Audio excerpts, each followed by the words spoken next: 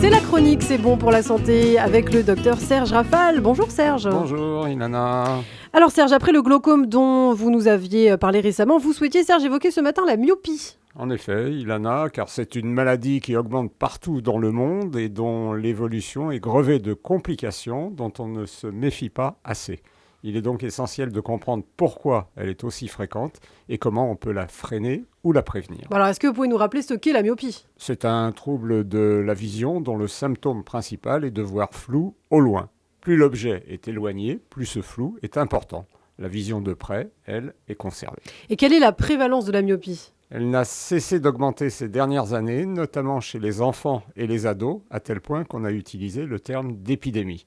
Curieusement, l'Asie est 2 à 3 fois plus touchée que les États-Unis ou l'Europe. En France, la myopie légère concernerait environ 40% des moins de 40 ans. Des estimations avancent une progression pour les 2 décennies à venir, avec la moitié de la population qui pourrait être touchée. Les formes graves sont fort heureusement 5 fois plus rares. Est-ce qu'on connaît les causes de cette épidémie de myopie ? Un terrain génétique, certains pensent qu'elle pourrait être héréditaire à 90%, et des facteurs environnementaux. Travail le nez sur un écran et surtout manque de lumière naturelle. C'est ainsi que passer des heures à lire, jouer ou travailler sur un écran favoriserait la maladie et qu'à l'inverse, passer du temps dehors à la lumière naturelle la réduirait. Est-ce qu'il y a des mesures efficaces de prévention ? La réduction du temps passé devant un écran, a fortiori de petite taille comme un téléphone qu'on est donc obligé d'approcher des yeux, et une exposition dès que possible au grand air à la lumière naturelle précisément. Les grands-mères avaient raison quand elles surprenaient leurs petits-enfants lisant sous leurs draps dans de mauvaises conditions d'éclairage et les avertissant d'un « attention, tu vas t'abîmer les yeux ».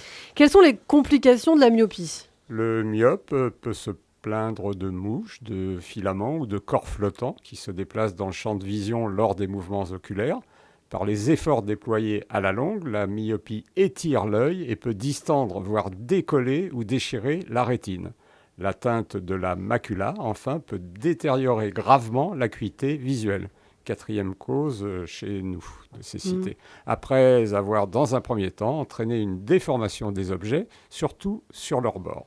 Notons enfin que la cataracte est plus précoce chez le myope, le glaucome à angle ouvert plus fréquent. Il y a des traitements ? Oui, les lunettes qui ont beaucoup progressé, tout comme les lentilles de contact dont certaines sont même portées la nuit. La chirurgie réfractive par modification de la cornée grâce au laser ou la mise en place d'un implant dans l'œil. Et des médicaments, les anticorps monoclonaux contre les néo-vaisseaux sanguins, une des complications de la myopie. Alors en conclusion Serge ? Robert Sabatier écrivait que l'amour était la rencontre de 2 myopes que le temps rendra presbytes. Faisons en sorte qu'ils conservent une vision claire et nette de leurs yeux et de leurs sentiments.